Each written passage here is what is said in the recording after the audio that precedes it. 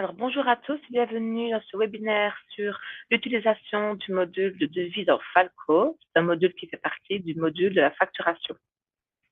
Cette vidéo va suivre la vidéo concernant le paramétrage général du module de facturation, paramétrage que l'on peut venir retrouver ici en haut à droite et à partir duquel on va venir paramétrer le format de numérotation des documents, la mise en page des documents, le layout, donc vraiment la manière dont les documents vont être structurés. En l'occurrence, ici, le paramétrage a déjà été fait. Nous, on va s'attaquer au devis et on va passer par les différentes étapes, donc de la création du devis jusqu'à l'envoi du devis dans la boîte mail du client et on verra les possibilités que le client a à partir de ce mail pour soit accepter le devis, soit vous proposer une modification de celui-ci. Alors, on va commencer par ajouter un nouveau devis. Donc ici en haut à gauche, on clique sur ajouter plus. On a soit l'option pour ajouter un nouveau devis, soit une nouvelle facture pro forma. Nous, on va choisir nouveau devis. Alors, j'arrive ici ensuite sur la création de mon devis. La mise en page va dépendre de ce qui a été initialement paramétré au niveau de la configuration générale de la facturation. Et je peux venir intégrer le client concerné. Donc, soit je vais venir chercher un client qui existe déjà dans ma base de données sur Falco, donc dans ma liste client, soit je peux venir ajouter un nouveau client manuellement par ici, sur le petit plus. Pour chercher un client déjà existant, rien de plus simple, je me mets dans la barre de recherche ici et je tape le nom du client concerné.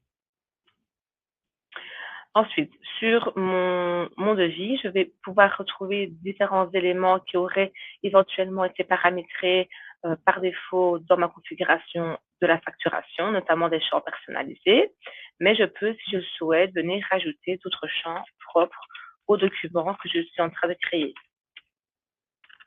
comme ceci par exemple. Je peux éventuellement rajouter un commentaire si je le souhaite. Voilà. Et alors, je peux venir maintenant jouer avec mes différents articles. Je peux rajouter autant d'articles que je le souhaite. Je peux soit venir chercher un article déjà existant dans ma liste d'articles sur Falco, soit, si je le souhaite, je peux venir créer un article directement dans mon document. À ce moment-là, si je crée un article directement par ici, cet article va être automatiquement enregistré dans ma liste d'articles. Je peux, si je le souhaite, rajouter des groupes d'articles. Donc, si je veux, par exemple, trier mon document selon les types d'articles, je peux venir jouer avec le drag and drop pour venir placer mon titre ici en haut, donc vraiment là où je le souhaite. Et j'ai mon sous-total ici qui correspond à mon groupe d'articles. Et je peux venir ajouter d'autres articles en dessous si je le souhaite. Celui-là, je vais le supprimer. Voilà. Donc, je paramètre vraiment mon document comme je le souhaite. Je le structure vraiment comme je veux. Ensuite, on peut retrouver ici en dessous le pied de page. Donc, celui-ci a été paramétré initialement au niveau du paramétrage global du module de facturation. Et alors, si je le souhaite, je peux venir rajouter des pièces jointes à mon devis. S'il s'agit d'un document plutôt récurrent, comme des conditions générales de vente, alors là, il faudra plutôt paramétrer au niveau de la configuration globale du module de facturation pour que ces conditions générales de vente se retrouvent automatiquement à la création de chaque document. Au niveau de la mise en page, je peux venir masquer certains éléments sur mon document, comme le total, les quantités, les informations de paiement, et ainsi de suite.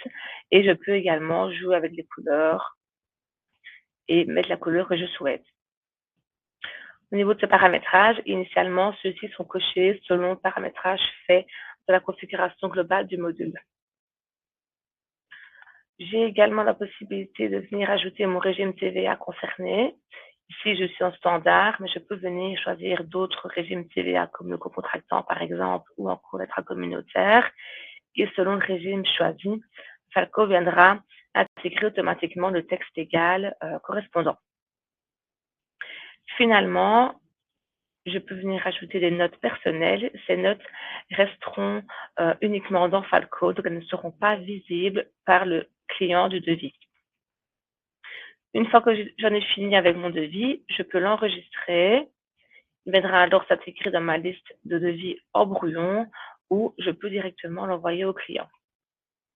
Sur cette page d'envoi, plusieurs choses à nouveau. Je peux éventuellement modifier mon numéro de devis. Donc, par exemple, imaginons que j'ai créé mes premiers devis de l'année dans un autre logiciel et que je suis arrivée au devis numéro 155. Je peux venir modifier ici mon numéro de devis pour commencer au devis numéro 156. On va retrouver les différents éléments au niveau de l'expéditeur et du destinataire et également le texte qui va venir accompagner le mail qu'on va envoyer au client. Ce texte ici a été paramétré par défaut au niveau du paramétrage global du module de facturation, mais je peux venir, si je le souhaite, venir personnaliser le texte ici et du coup le texte sera propre au document que je suis en train de créer. Je peux, si je souhaite, définir ce message par défaut pour le client concerné par le devis. Je peux confirmer. Je vais attendre quelques secondes parce que je suis dans une version de démo. Voilà, effectuer. Voilà, ici je vois le récapitulatif du devis, donc en aperçu, ensuite son historique ici à droite. Le devis a été envoyé. Je peux voir au niveau de Falco que le document a été envoyé ici au niveau de son statut et on voit une petite enveloppe fermée. Maintenant, je vais aller me mettre dans la peau du client et on va voir du côté de la boîte mail ce qu'il a reçu. Alors, voici le mail que le client a reçu. Donc, c'est selon le petit texte ici qu'on a paramétré dans l'écran d'envoi. Et alors, le client peut venir consulter le devis. On arrive sur une page Internet avec l'aperçu du devis. Et si on retourne sur Falco et qu'on actualise la page, on peut voir que le statut a changé, l'enveloppe est ouverte et on voit que le document a été vu.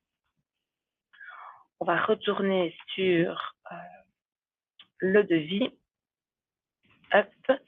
Et alors ici, le client a plusieurs options. Il peut télécharger le document qui se téléchargera sous format PDF et il peut modifier ou accepter le devis. S'il modifie le devis, au niveau du Falcon, on retrouvera un statut comme de quoi le devis a été refusé et qu'une suggestion de modification a été faite. Nous ici, on va accepter le devis et on voit qu'on peut éventuellement laisser un commentaire. On va mettre merci pour le devis. On accepte les termes et on accepte le devis.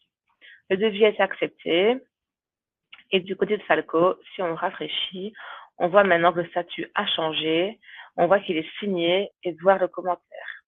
Je clique dessus et on voit le commentaire qui a été intégré au niveau de l'acceptation du devis. Et à partir d'ici, je peux directement convertir le devis en facture si je le souhaite. Sachez que d'autres options sont possibles au niveau de la colonne ici des 3 petits points. Si je clique dessus, je peux éditer le document, créer un acompte à partir du devis, créer une facture intermédiaire et ainsi de suite. Et je peux directement établir ma facture, du coup, qui se basera sur les éléments repris dans le devis. Au niveau de l'écran du devis, on peut également faire un export de l'ensemble de mes devis sous différents formats, donc PDF, Excel, CSV ou encore UBL. Et voilà, maintenant vous savez tout sur l'utilisation du module du devis dans Falco.